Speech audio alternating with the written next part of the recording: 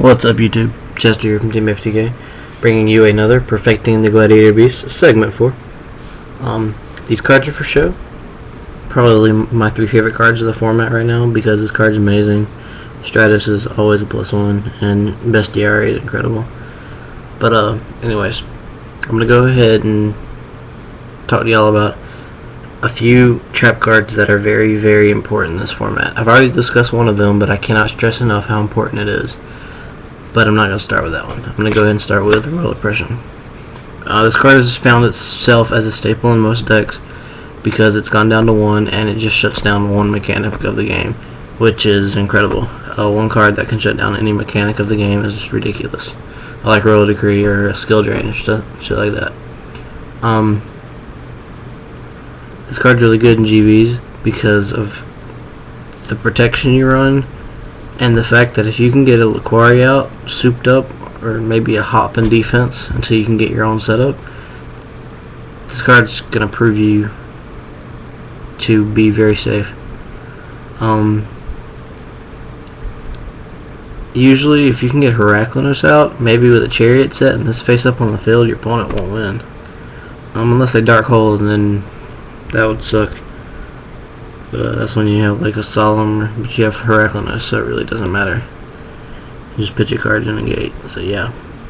But another card, Solemn Warning. This card is incredible. Pay 2,000 life points to negate the summon of a monster. Ridiculous. It can stop cards like Gorz, Tragody, a Battle Fader. It can stop GVs. It can stop any summon, which is great. People were running 3 in GVs, but I like running 2 Warning and 1 Oppression, because Oppression kind of does the same thing to an extent, but the life point cost is less, so it helps out. The reason people are running 3 Warnings anyways is because they'll draw it more often, but I just like the 2 Warning and the 1 Oppression because it's ridiculous. And then the final trap card is what helps this whole mechanic work, especially with Royal Oppression. Trapstone. Probably one of the most important traps in the game right now. Going Trapstone during your standby phase can help you get around counter traps because they won't be able to activate them. It helps you get around your own oppression, your opponent's oppression, anything your opponent might have. Trapstone can pretty much help you push for game, take control of the game,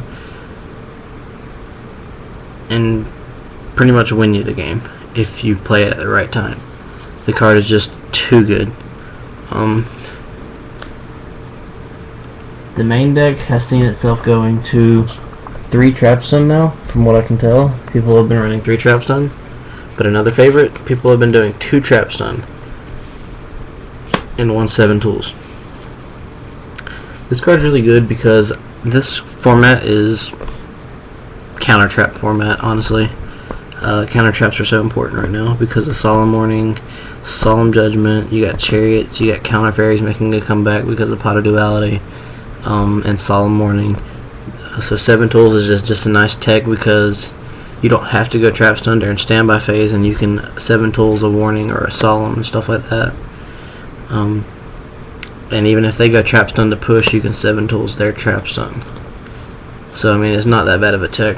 I'm testing it out myself right now, but it's just really, really good. But like I said, Oppression, Warning, and Trapstone are very, very important in this deck because it's a control-based deck, and with the format the way it is,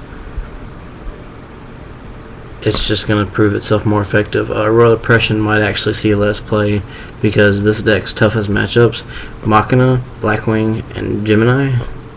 Blackwing is pretty much the winner of that match is going to be determined by the die roll usually, just because they both have incredible setups and Icarus attack is a bitch.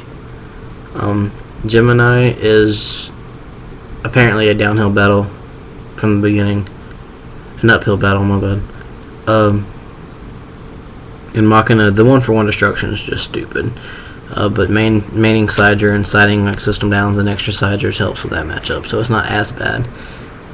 Side pole position if you want to. If you do that, it's really your toughest matchup.